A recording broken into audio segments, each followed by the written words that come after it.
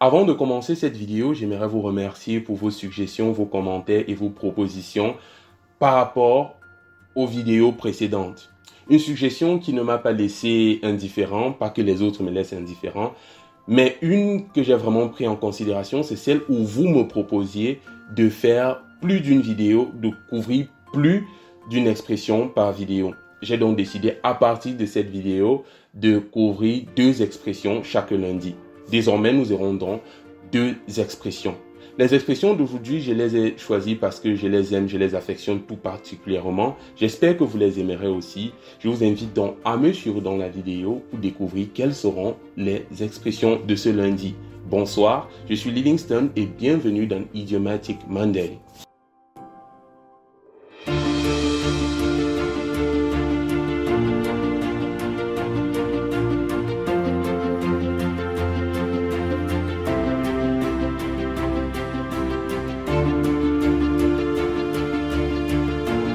La première expression d'aujourd'hui, comme je le disais déjà, est assez intéressante. Cette expression trouve son origine dans la Bible, qui est un livre assez lu, dans le livre de Matthieu chapitre 7 verset 15. Et l'expression c'est « a wolf in a sheep's clothing ».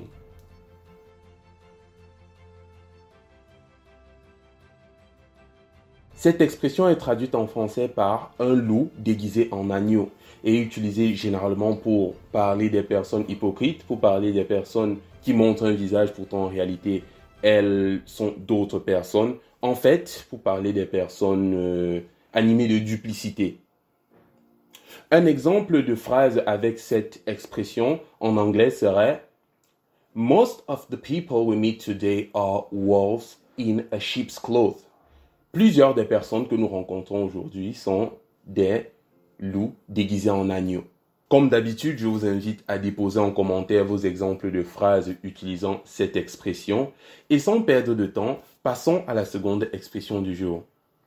Notre seconde expression d'aujourd'hui est « flying off the handle », qui trouve son origine dans les années 1800, faisant référence aux haches qui étaient médiocrement fabriquées et qui se détachaient à chaque frappe.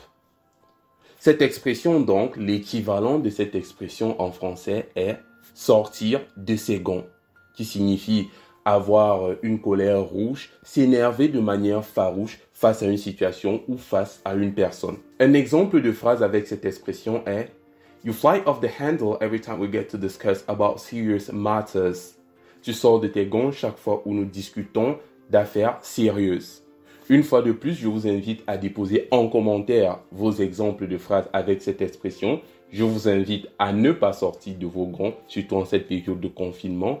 Je vous invite aussi à partager, à commenter, à liker et à vous abonner à ma chaîne. Rendez-vous lundi prochain pour une autre édition d'Idiomatic Monday. Stay home, stay safe. I'll catch you in the next video. Ciao.